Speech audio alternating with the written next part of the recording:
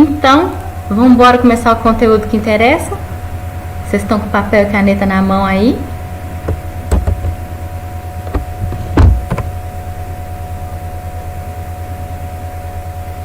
Vamos começar com a seção pode ou não pode. Comida japonesa, gente, quase todo mundo ama, né? Eu não, mas conheço muita gente que ama, que sofre na gravidez, que todo mundo ouve falar que não pode comer comida japonesa na gravidez. Ah, gente, eu tô com a minha cara tá muito grande aqui, vou diminuir.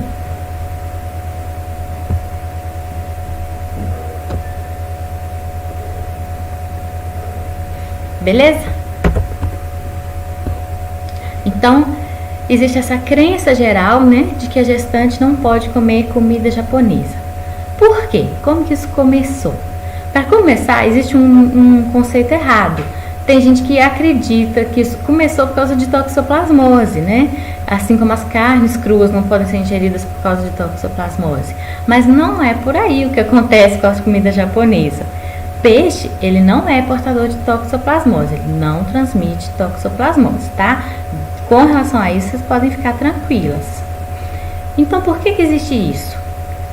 Existe essa crença porque os peixes, eles podem transmitir uma verminose, um verme chamado Anisakis. Essa verminose, ela é mais intensa do que os outros vermes que a gente está acostumados. Ela pode dar bastante diarreia, bastante dor de estômago, vômito, podendo ser necessário até internar. Então, é para evitar esse verme que tem essa recomendação de evitar comida japonesa. Mas tem um porém, meninas. Se o peixe for congelado por pelo menos 4 horas antes de ser utilizado, o verme não resiste a essas temperaturas muito baixas. Então, você pode perguntar no restaurante que você frequenta, né, se é um lugar confiável, eles vão te dar essa informação. Se esse peixe veio para o restaurante congelado e foi descongelado para fazer a comida, então esse verme já morreu. Tem uma outra maneira também de evitar esse verme, que é, se o peixe que está sendo utilizado veio de uma criação, ele não é um peixe livre, selvagem, que foi pescado no mar, o de criação, de criadouro de peixe, ele também não tem o verme. Então, é uma outra maneira de ficar livre dessa verminose. Além disso, se o lugar que está vendendo não fabrica, você está comprando no supermercado, mas não foi fabricado ali, veio de outro serviço até ali, então essa comida precisou ser resfriada para poder chegar até ali. Esse resfriamento também ajuda a combater o verme. Então, resumindo, pode ou não pode? Comida japonesa é um alimento que pode, mas com cuidado. Não pode qualquer uma, tá?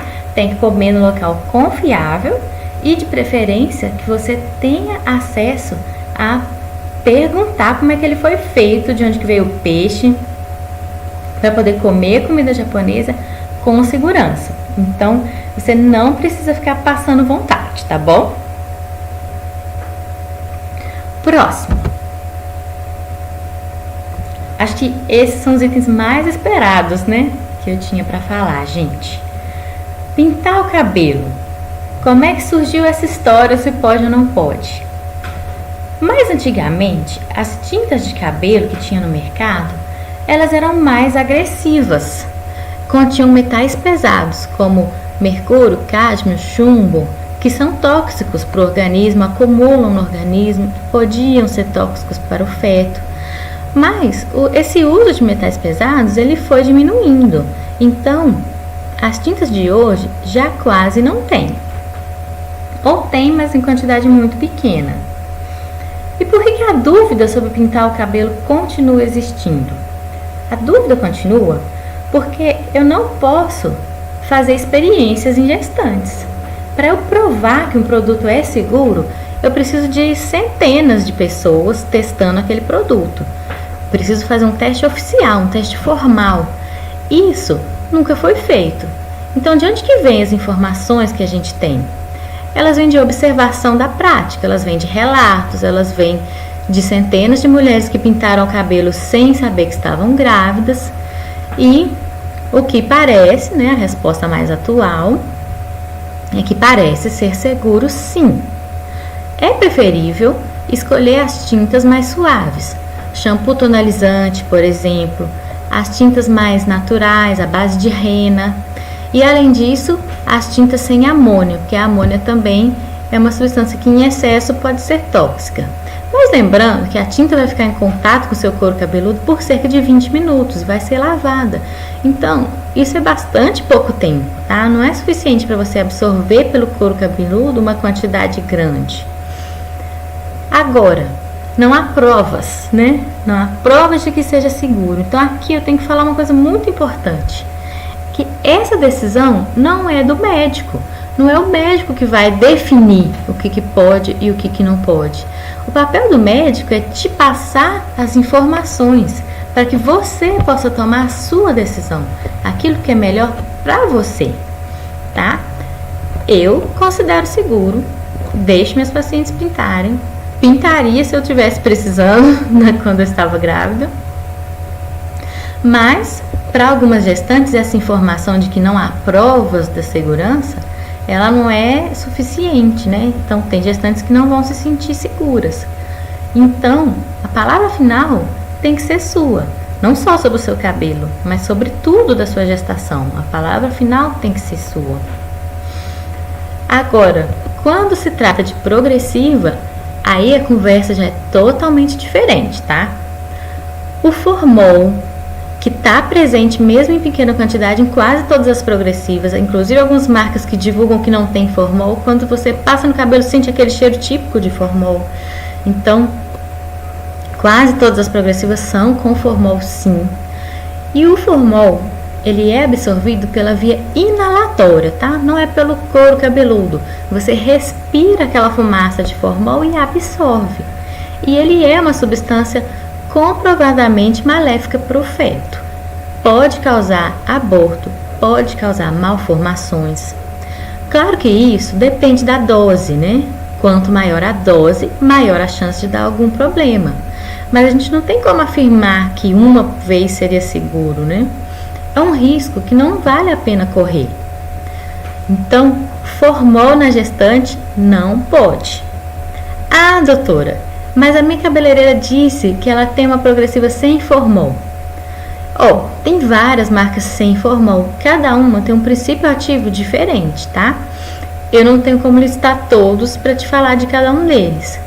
Então, acho que por medida de segurança, se segura, vai na escova e na chapinha durante a gestação. Mesmo sendo uma progressiva sem formol, é um risco que não vale a pena correr. Resumindo, então, pintar o cabelo, para mim, pode. Para as minhas pacientes, pode. Escova progressiva, não pode. Me perguntaram também outro dia se a gestante pode aplicar botox, gente. O raciocínio é parecido com o da tinta de cabelo. O botox, ele é uma substância de ação local, tá? Ele se espalha num raio de 2,5 centímetros. Então, se eu aplico uma injeção de botox aqui, ele vai atuar aqui. Não tem absorção, né? A absorção dele é extremamente lenta. Não vai ter uma dose de formol detectável no sangue que possa chegar no feto de botox, né? Então, olhando por essa lógica que ele não vai chegar no feto, deveria poder. Mas não há provas de que seja seguro. Não há estudos provando que isso seja seguro.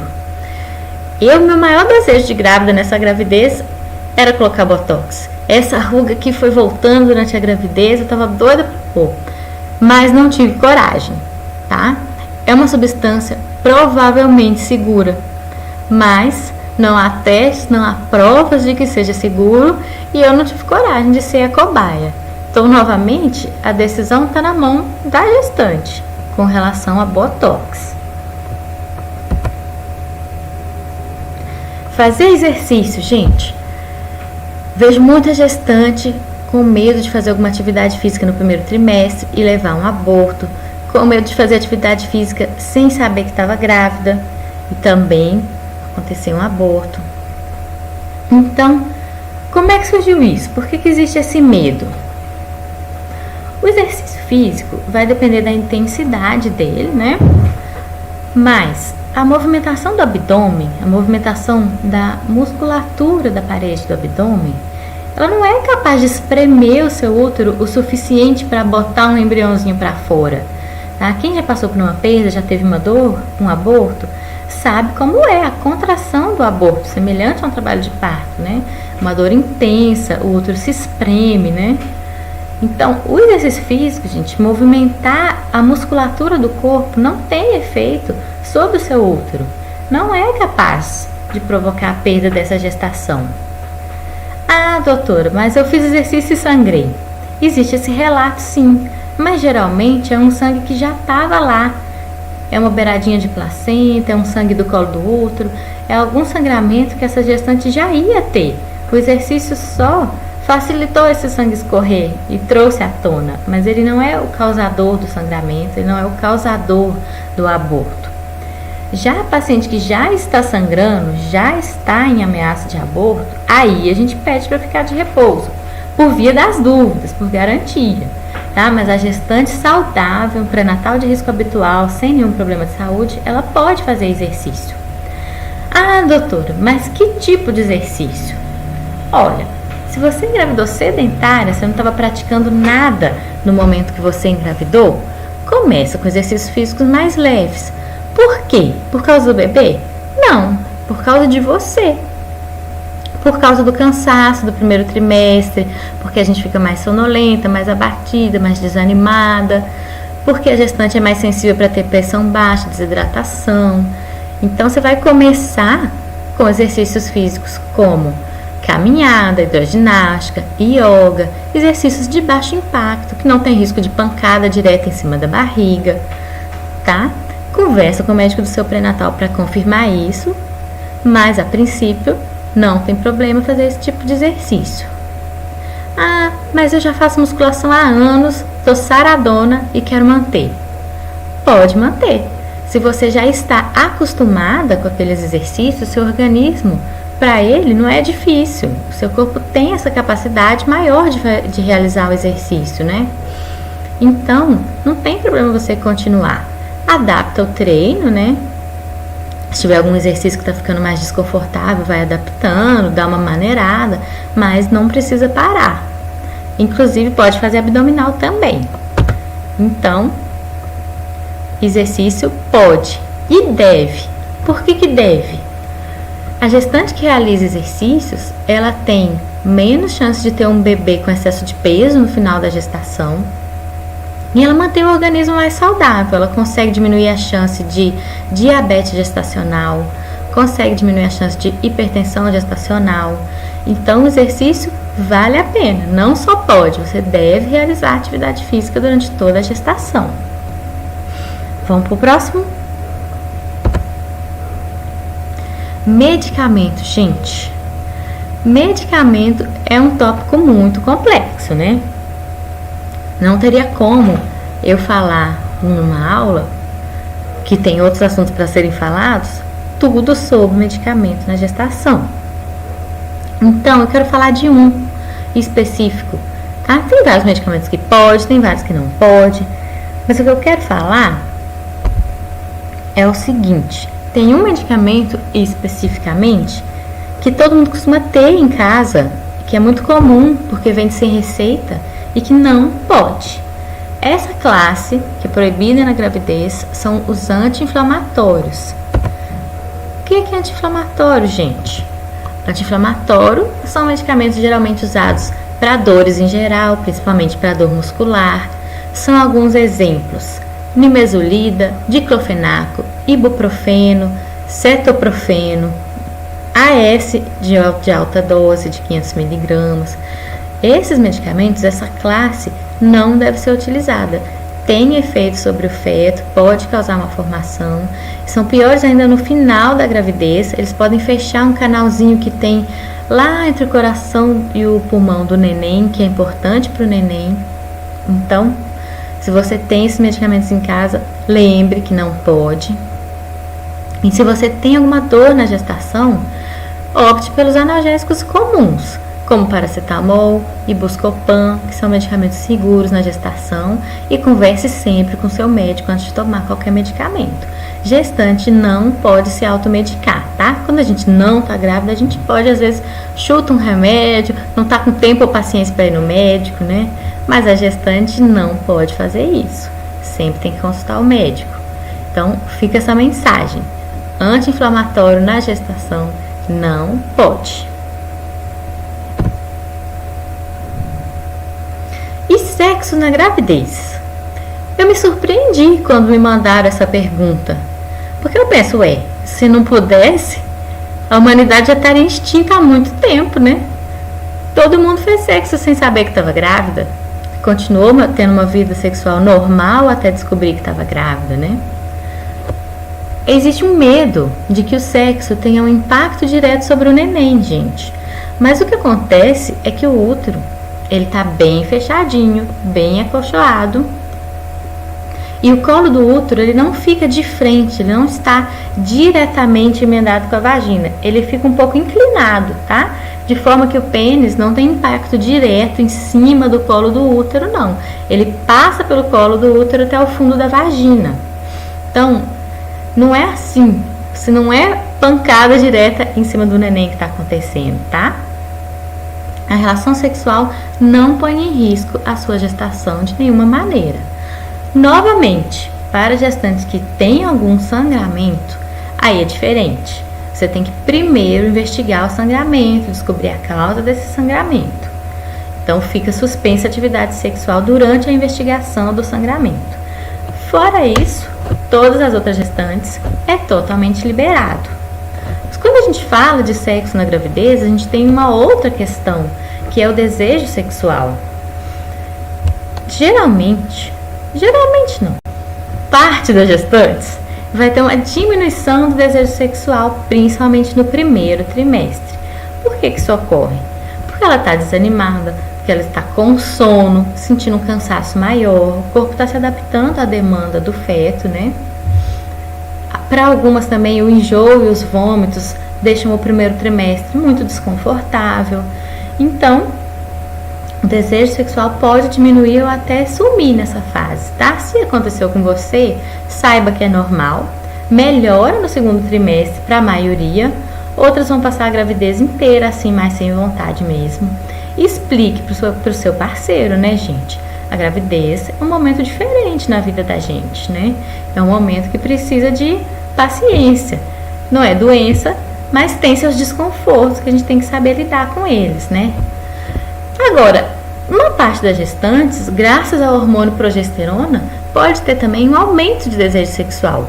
Pode aproveitar bastante a gravidez, pode ser uma fase muito divertida. Então não é pra gente já pensar, ai meu Deus, será que isso vai acontecer comigo? Será que eu vou ficar sem vontade? Não seja pessimista também, né? Cada um é de um jeito, cada organismo responde de uma maneira aos hormônios, né? Mas você pode ter uma vida totalmente normal, né?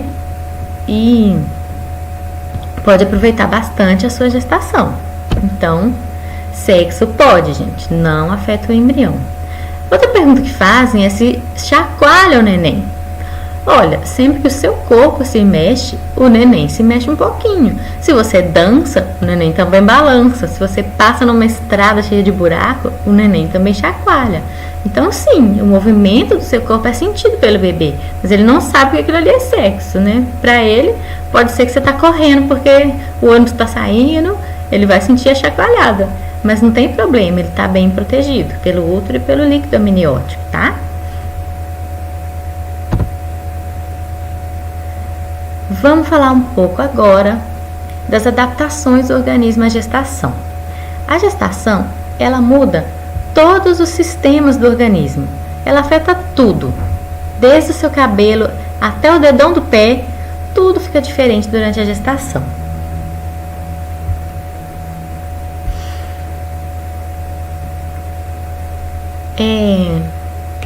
Eu vou falar aqui do sistema cardiovascular, do sistema gastrointestinal, que é responsável por digestão e por evacuação, vou falar do sistema urinário, mas tudo muda. Sistema respiratório muda, sistema músculo-esquelético, tá? Funcionamento dos seus músculos, funcionamento das suas articulações, tudo fica diferente na presença dos hormônios da gestação. Então eu vou falar algumas aqui. O sistema cardiovascular.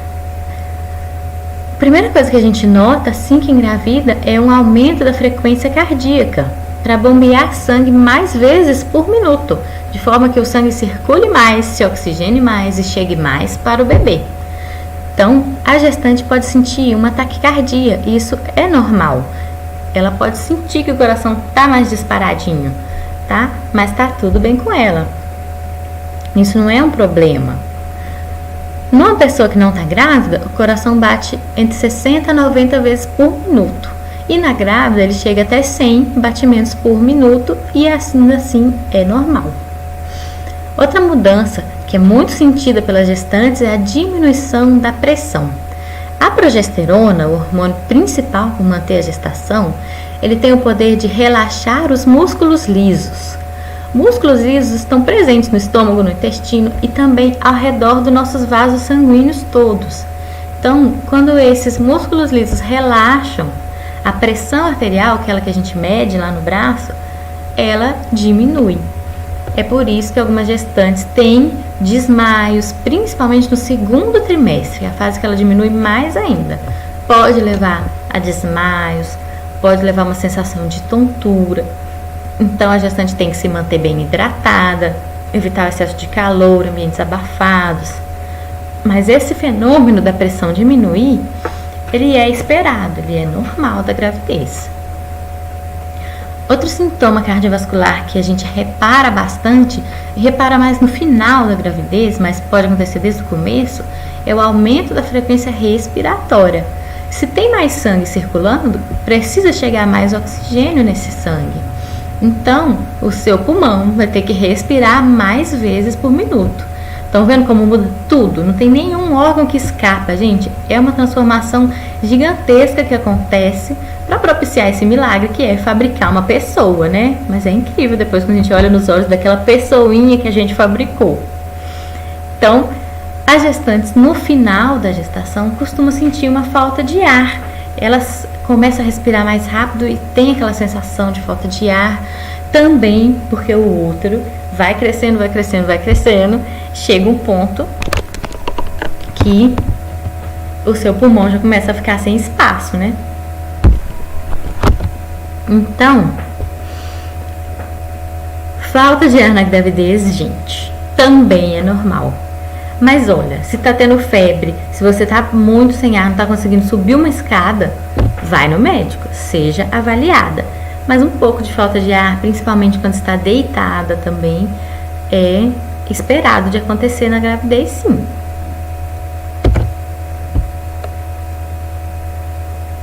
O sistema gastrointestinal, né? Esse todo mundo nota que ele muda, né? O culpado, de novo, é a progesterona, que deixa nosso estômago e o intestino mais lentos. O estômago fica mais sensível, pode ter os enjoos, né? Que para algumas gestantes são bem intensos. E o intestino fica muito mais lento também. Então, a prisão de ventre é um problema bastante comum na gestação. Tudo isso é normal, mas incomoda, né? Eu falo que é normal, isso não quer dizer que não vai te incomodar, que você tem que engolir, né? É normal, mas o que a gente pode fazer para dar uma melhoradinha, né? Ingerir bastante líquido, aumentar o consumo de frutas, verduras e legumes, diminuir o consumo de industrializados, isso vai ajudar o intestino a funcionar melhor. E a atividade física leve, ela também melhora o funcionamento do intestino. Bom, de sintomas, eu escolhi esses, né, mais comuns para falar. Ah, tem mais um aqui. Sistema urinário. Esse é outro que a gestante percebe na hora que tá diferente, né? Vamos lá. O pulmão tá respirando mais, o coração tá bombeando mais. Logicamente, o rim está filtrando mais. Tá passando mais sangue por minuto ali dentro do rim, ele está filtrando mais, tá produzindo mais urina. É por isso que desde o início da gestação dá vontade de fazer xixi toda hora. Mesmo antes do útero crescer, antes do útero esmagar a sua bexiga, já dá vontade de fazer xixi toda hora. Esse não tem muito como a gente controlar, né? Não tá no nosso controle. Não diminua a sua ingestão de água, não faça isso. Você precisa se manter hidratada e a gente tem que tolerar mesmo as idas ao banheiro mais frequentes, né? Você tem que ficar atenta ao seguinte: ter vontade toda hora pode ser normal, mas em alguns casos pode ser sinal de infecção urinária. Então, gestante que tem febre sempre tem que ser avaliada. Se está doendo ou ardendo na hora de fazer xixi, também tem que marcar uma consulta e fazer o exame. Pode ser infecção urinária. Mas a vontade toda hora, sem dor, sem ardência, sem febre, ela provavelmente é o normal da gravidez mesmo, que você está tendo, certo?